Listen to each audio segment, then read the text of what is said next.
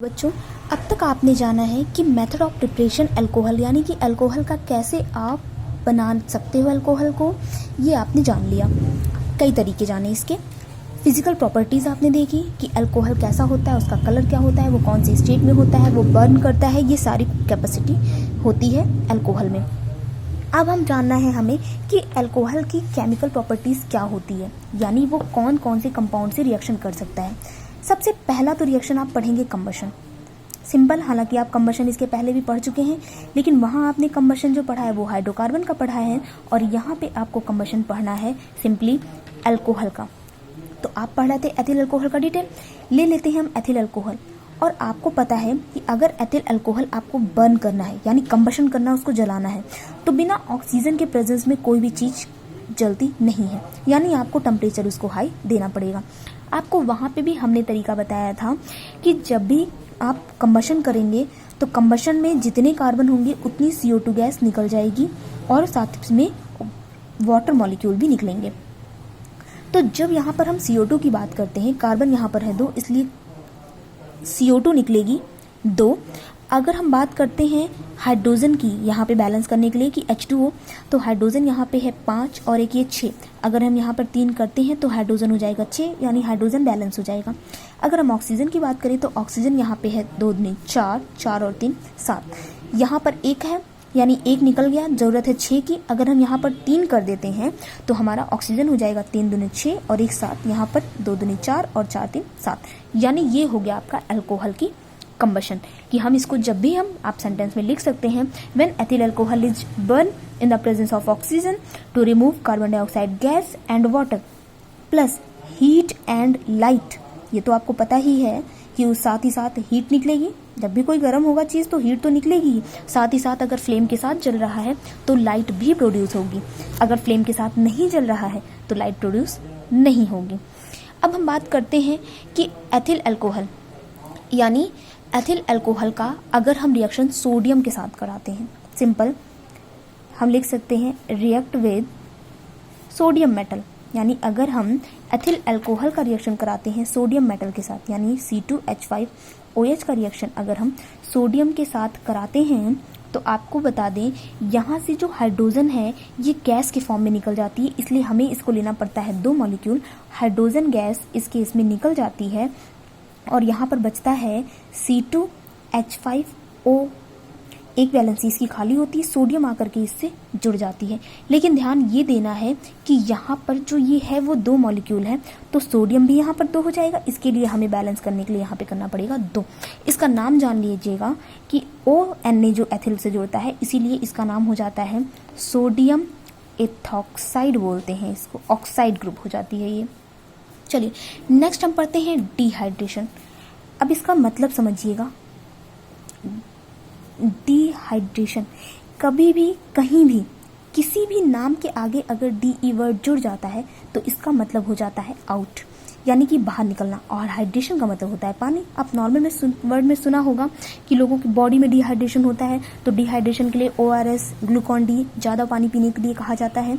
तो उस केस में जो डिहाइड्रेशन होता है यानी कि शरीर में पानी की कमी हो गई है, हमारी बॉडी को वाटर की, एक्सेस वाटर की रिक्वायरमेंट्स है, जिसके लिए हम ग्लूकॉन डी या हम वाटर या नींबू पानी जैसी चीज़ों को लेते हैं। तो ये जो हमारा डिहाइड्रेशन है, इसका मतलब है कि अल्कोहल अगर हम लेते हैं तो इससे हमारा पानी बाहर निकलेगा। अगर हम इसको थोड़ा सा C2H5 ना लिख करके अगर हम CH3CH2OH लिखते हैं, OH, और इसी को थोड़ा सा और हम चेंज करके अगर हम लिखें, अगर हम यहाँ पर CH2 को, यहाँ पर CH2 और H लिखें, दोनों को मिलाएंगे तो आप CH3 ही बनेगा। यहाँ पर सिंगल बॉन्ड CH2 और यहाँ पर अगर हम OH लिखें, हमने इसी को थोड़ा सा रूप बदल करके लिख दिया है। ये भी CH3CH2OH ही है, बस हमने रूप बदल दिया है इसलिए ताकि हम आपको बता सकें कि कैसे यहाँ पर डिहाइड्रेशन होगा, यानी पानी निकलेगा इन the presence of concentrate H2SO4, यानी H2SO4 के प्रेजेंस में ये रिएक्शन होगी। ये यहाँ से पानी बन करके अब निकल जाएगा। हमने सिर्फ यही समझाने के लिए इसको ओपन किया है। यहाँ से पानी बन करके अगर निकल जाएगा तो आप समझ सकते हैं एक वैलेंसी यहाँ, एक वैलेंसी यहाँ खाली होगी, तो जो 2 वैलेंसी यहाँ पर खाली होगी वो डबल बॉन्ड से यहाँ पर जुड़ जाएगी, यानी कि आपको पता है कंपाउंड आपका बन गया ईथीन। IPAC नेम ईथीन और कॉमन नेम इसका एथिलीन होता है। अच्छा, आपको याद होगा कि मेथड ऑफ प्रिपरेशन में आपको एक ये तरीका बताया गया था कि जब आप एथिलीन पर वाटर मॉलिक्यूल ऐड करोगे तो एथिल अल्कोहल निकलेगा। तो आप यहाँ पे सेंस लगा सकते हैं कि अगर हम एथिल अल्कोहल को पानी निकाल लें एथिल अल्कोहल से तो जाहिर सी बात है हमें ये रिएक्शन तो होगा ही, यानी एथिलीन तो हमें मिलेगी ही। जब हम एथिलीन में वाटर जोड़ करके ये बना सकते हैं तो इसमें से पानी के निकलने पर एथिलीन भी तो बन सकता है। तो वही रिएक्शन हमने आपको यहाँ बताया है कि अल्कोहल से पानी निकाल दिया है तो ये बन गया है, इसमें अगर हम पानी जोड़ें तो हम ये भी तो बना सकते हैं। इसलिए ये हो गया तरीका आपका डिहाइड्रेशन का। अगली हेडिंग आपको पढ़नी है एस्टरीफिकेशन। एस्टरीफिकेशन, एस्टरीफिकेशन का एक फॉर्मूला याद रखिएगा। जब हम एसिड को और अल्कोहल को मिलाते हैं तो एस्टर बनता है और वाटर बनता है।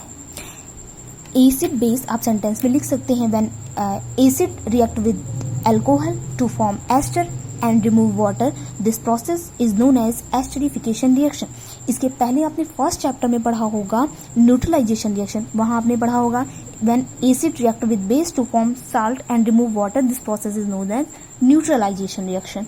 यहाँ पर आपको यही चीज हम एस्टरीफिकेशन के लिए बता रहे हैं। एस्टर बनने में एसिड और अल्कोहल हेल्प करता है। चलिए हम आपको बताते हैं। सिंपल आपको ये तो पता है कि एथिल अल्कोहल अगर लेंगे तो क्या आपका टॉपिक ही एथिल अल्कोहल चल रहा है तो आपको लेना एथिल अल्कोहल ही है।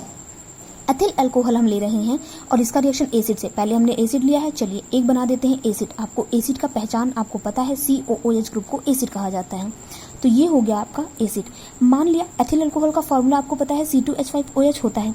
हम C2H5OH को थोड़ा सा पलट करके लिखते हैं, यानी हम इसको लिख सकते हैं OH C2H5, यानी हम इसको थोड़ा सा कन्वर्ट करके लिख सकते हैं।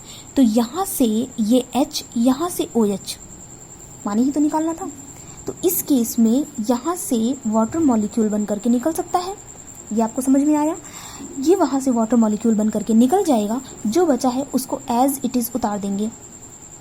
C डबल बॉन्ड O, यहाँ से एक हाइड्रोजन गया है तो एक वैलेंसी खाली हुई है। जो वैलेंसी खाली हुई है उसको C2H5 से ऐड कर देंगे। आपको इसके पहले हम बता चुके हैं कि ये एक एस्टर की जो पहचान होती है वो RCOOR को पहचानने का तरीका है कि ये एस्टर ही होता है। यानी आपका अगर इसका नाम लिखते हैं तो इसको एथिल इथेनोएट लिखा जाएगा। यहाँ हम आपको इसका नाम बता देते हैं, ये याद रख लीजिएगा क्योंकि एस्टर आपके सिलेबस में नहीं है। ये हो गया आपका एथिल इथेनोएट, ये आपने लिया था एथिल अल्कोहल और ये आपका हो गया था एसिटिक एसिड। यहाँ से आपने वाटर रिमूव कर दिया और ये आपका बन गया एस्टर। और एस्टर यानी कि आपका ये प्रोसेस जो है वो कहलाएगा एस्टरीफिकेशन। ये प्रोसेस जो होती है वो कंसंट्रेट H2SO4 के प्रेजेंस में ही होती है।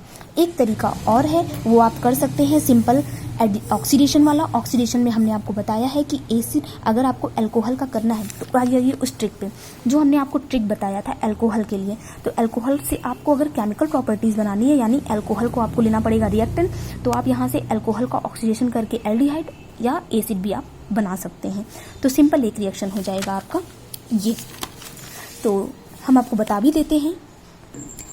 तो आ जाते हैं ऑक्सीडेशन पे। एथिल अल्कोहल आपको लेना है, ले लेते हैं C3CH2OH एथिल अल्कोहल। इसका हमें कराना है ऑक्सीडेशन। ऑक्सीडेशन कराएंगे, यहाँ से ये वाटर मॉलिक्यूल्स निकल जाएगा। अगर यहाँ से वाटर मॉलिक्यूल निकल जाएगा तो आपका बचेगा CH3C और H, क्योंकि यहाँ से वाटर निकल गया है, 2 हाइड्रोजन निकला है इसलिए कार्बन की 2 वैलेंसी खाली हुई है और जो 2 वैलेंसी खाली हुई है उस पर ऑक्सीजन ऐड करा देंगे यानी एडिशन ऑफ ऑक्सीजन, ऑक्सीडेशन। अब वापस हम एक बार फिर से इसका कराएंगे ऑक्सीडेशन और ऑक्सीडेशन में यहाँ का इस बॉन्ड को हम ब्रेक कर देंगे और ये हो जाएगा CH3C डबल बॉन्ड O। आप C डबल बॉन्ड O को ऊपर भी लिख सकते हैं, नीचे भी लिख सकते हैं, रहेगा कार्बन के ऊपर ही। बीच में, चूंकि बीच में हम इसलिए लिखेंगे क्योंकि ऑक्सीजन की वैलेंसी 2 होती है, हम इसको कॉर्नर पे कभी भी नहीं लिख सकते हैं। तो यहाँ हो जाएगा O और यहाँ पे हो जाएगा H। आपको पता चल गया कि ये लिया था हमने OH, मिला आपको एल्डिहाइड, आपने दोबारा ऑक्सीडेशन कराया, आपको मिल गया एसिड। ये है आपका प्रोडक्ट जिसका नाम है एसिटिक एसिड। हमने आपको बताया था कि एसिटिक एसिड, ये तो हो गया आपका। और आपको बताया था कि आपको 4 हेडिंग पढ़नी पड़ती है, method of preparation, physical properties, chemical properties और यूजेस। तो आपने तो केमिकल प्रॉपर्टीज तक पढ़ लिया, अब आपको पढ़ना है यूजेस, यानी एथिल अल्कोहल का क्या क्या यूज है। तो आपको पता है एथिल अल्कोहल जो होता है वो ड्रग्स के रूप में यूज होता है, इसको डाई बनाने के लिए भी यूज किया जाता है, डाई कलरमेट वगैरह बनाने के लिए यूज किया जाता है, इसको डिटर्जेंट में यूज किया जाता है, परफ्यूम कॉस्मेटिक्स बनाने के लिए यूज किया जाता है, वार्निश बनाने के लिए यूज किया जाता है, इसका पेंट बनाने में भी इसका यूज किया जाता है। आप एथिल अल्कोहल को एज ए ड्रिंकिंग बिवरेज के रूप में यूज किया जाता है। बिवरेज का मतलब होता है कि जो हम नशे के रूप में यूज करते हो वो बिवरेज होता है, जैसे कि वाइन, विस्की, बियर, रम, ये सब बनाने के लिए भी इसका यूज किया जाता है। दूसरा, घाव को साफ करने के लिए एंटीसेप्टिक में हम यूज करते हैं। कोई वाउंड हो जाती है या सिरिंज में हम यूज करते हैं। वाउंड मतलब कोई घाव हो जाता है तो उसको साफ करने के लिए, जिससे उसमें कोई इन्फेक्शन ना होने पाए, उसमें भी हम इसका यूज करते हैं। स्प्रिट बनाने के लिए इसका यूज किया जाता है। पेट्रोल में इसका यूज किया जाता है, एज ए फ्यूल, कार और स्कूटर्स में इसका यूज किया जाता है। इसको आयोडीन में डिसॉल्व करके भी रखा जाता है एंटीसेप्टिक में। स्प्रिट बनाने के लिए जो यूज किया जाता है, स्प्रिट लैंप जो होती है लैब में काम आती है, उसको बनाने में भी इसका यूज किया जाता है। यूज इसके बहुत सारे हैं। तो यहाँ आपका होता है चैप्टर खत्म। ये टॉपिक आपकी पूरी तरीके से खत्म है। एसिड भी आप अगर पढ़ना चाहें तो आप पढ़ सकते हैं।